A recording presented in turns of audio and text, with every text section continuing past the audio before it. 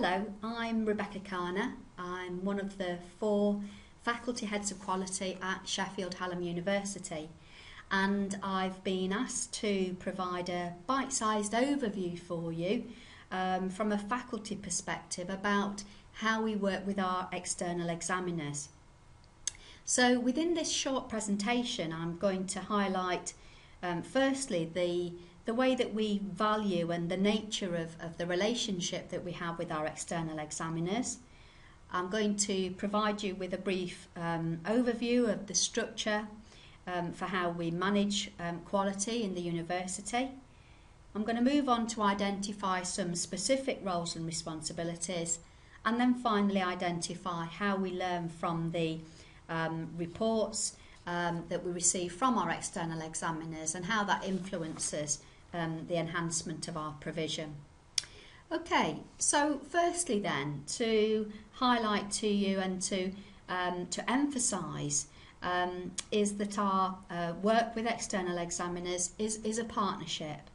Our external examiners are part of the academic community and contribute to the success, as we see it, of our university. The work of the external examiners and the way that we approach it as a university is clearly informed by the Quality Assurance Agency's Quality Code, and this is realised through a dual responsibility, if you like, in the sense of our externals acting as independent assurers of our provision, whilst also being critical friends.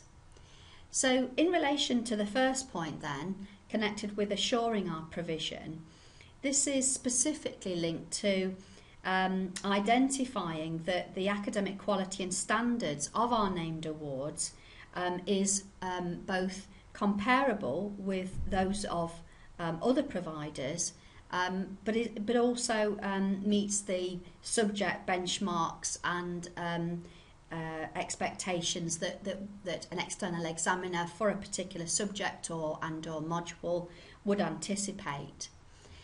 Secondly though, and also importantly, external examiners provide a much valued role as critical friends. So in other words, really a peer review relationship that we have, or they have, working with both staff and students in exploring how we can develop the provision and ways that we can enhance the students' experience of it. So that's about our partnership role, which we feel is essential. And then now I'm going to move on to talking briefly about how we manage quality within the university. So here's a diagram that represents, first of all, the overarching responsibility for quality and how that is then demonstrated both at a university level and at a faculty level. So first and foremost then, the Deputy Vice-Chancellor and Pro-Vice-Chancellor for Academic Quality is the person who has sole responsibility for academic standards in the university. And this responsibility then is realised both through a university oversight, through academic quality and standards, and then also through the faculty's responsibility, of which there are 4 faculties that have a similar structure as represented here.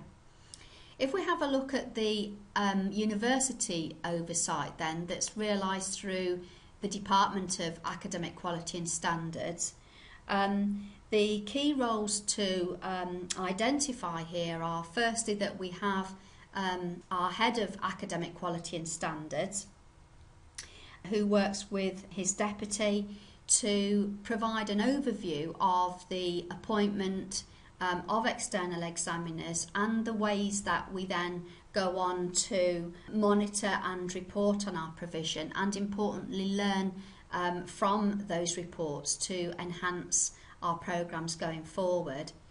With the head and deputy head, there is then a senior quality officer who specifically has the accountability to coordinate the liaison between the university and external examiners, is involved in their recruitment, the induction and their payment and so on.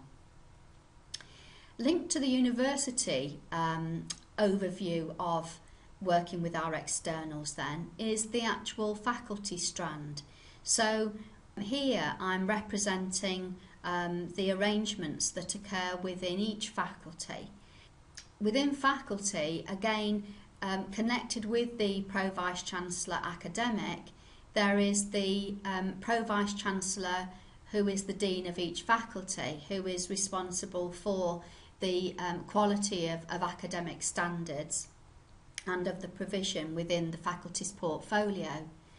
Linked to that, there is, in conjunction, the Assistant Dean who has specific review of the development of our academic portfolio. And then you will see, linked to the Assistant Dean, is the role for the Head of Quality, of which there are 4 heads of quality in the university. And colleagues, my other colleagues and myself are involved with the appointment of external examiners, any changes in their responsibilities and so on. We also have a particular involvement in the induction programme for external examiners, and specifically we have an oversight of the annual reports before they're returned to external examiners with comments from faculty staff. And you can see that in conjunction with the Head of Quality, there are the department quality leads, the leads for each programme and course leaders and module leaders who contribute to this report. So next I'm going to say a little bit about the faculty-based roles and responsibilities, more specifically that external examiners have an interface with at Hallam. So first of all then, as I identified in the previous slide, each faculty has a head of quality and enhancement, and the heads of quality have the overarching responsibility for the leadership and management of academic quality and standards within each of the faculties, and specifically connected to the contribution of external examiners.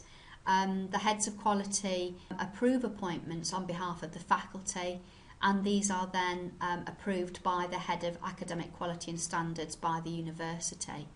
And also, as I mentioned previously, heads of quality have scrutiny and a keen oversight in regards to the responses by programme leads and module leads to the annual reports from external examiners. And from those they then discern key themes and trends that inform our working in relation to quality improvement going forward. Linked to the heads of quality, there are then some very key members of staff who are identified as being departmental quality coordinators. And ostensibly, these members of staff work within the academic departments to take a lead and to manage on all aspects of quality and enhancement, and specifically in connection with external examiners are involved in the appointment of external examiners, so specifically the identification of external examiners for a named award, but also then continue that liaison relationship throughout the time that the external examiner is working with a specific programme. Looking at programme or course level then, it's the programme or course leaders themselves that, with the departmental lead, identify prospective external examiners for their programmes. And they are particularly involved in inducting external examiners to the university, to our processes, to particularly the online learning environment that we use, and make sure that they are familiar with particularly the course and module material that they're going to be examining. In addition, these members of staff guide and coordinate the response to the external examiner's annual reports and act as a key contact for them. So they really are a key role in regards to ongoing liaison, any difficulties that the external examiner may be having, but also I think very importantly to coordinate opportunities for discussion with the external examiner and the course team, and also particularly the interface with students as well. At module level then, clearly the key person with responsibility is the module leader themselves, and the module leaders take on board the role of writing and responding to comments received from the external examiner about the verification of assessment instruments. In addition, module leaders also provide and coordinate the provision of samples of student work for moderation by the external examiner. Possible, they also arrange meetings with students in conjunction with the course leader and create that fundamental connection between the learning practices and the student experience and our external examiner's view of that. So finally then, we turn to how we respond to what our external examiners tell us in their annual reports. And this is the process at Sheffield Hallam that we follow. It is about being able to highlight learning points, it's about enhancement of our provision and being responsive to any issues that are raised, so that we can demonstrate that we are meeting the expectations for academic quality and standards, both as a higher education institution and also for the subject itself.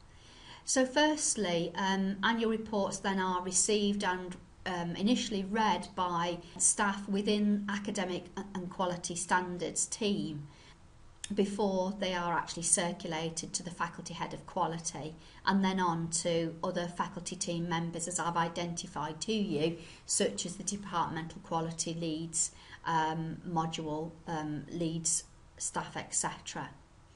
Once they've been circulated at faculty level, then responses are compiled and are actually documented onto the annual report itself. As I've said, this process is usually coordinated at course level by the programme or course leaders.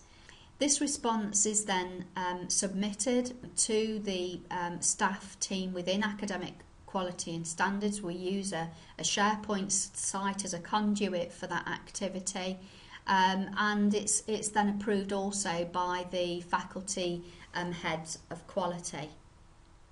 Once agreed, that response is then returned to the external examiners. In particular, and most importantly, the responses are collated and are taken forward to inform the annual quality reporting process, the departmental overview reports, identified here as routine monitoring review process, that each department undertakes.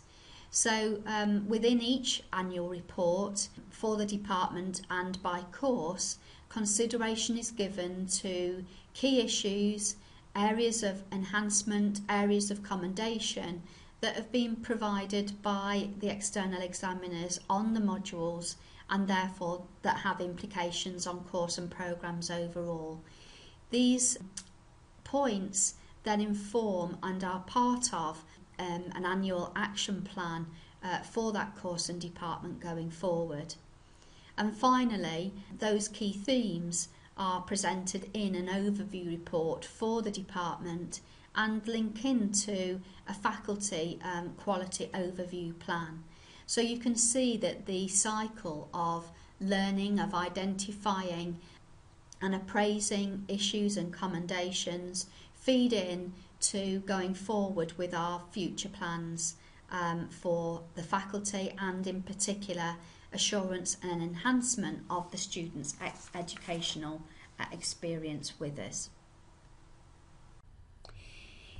If you have any questions about the external examiner system, please contact the Academic Quality and Standards team.